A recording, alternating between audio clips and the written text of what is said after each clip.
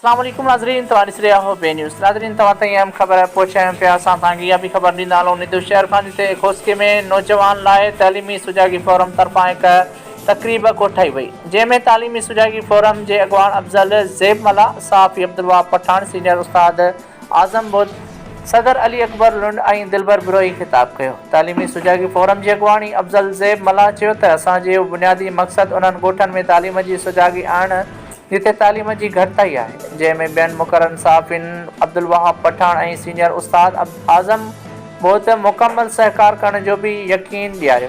तालीमी सुजागी फोरम जो हिसो बणिजी कम करण जो भी पिणु ऐलान कयो। रिपोर्ट करे रहियो आहे ग़ुलाम हैदर बुलेली। वधीक ख़बरुनि खे ॾिसण जे लाइ ॾिसंदा रहो ऐं विज़िट कयो असांजो चैनल बे न्यूज़। हर ग़रीब ऐं हर मज़लूम जो आवाज़ बे न्यूज़।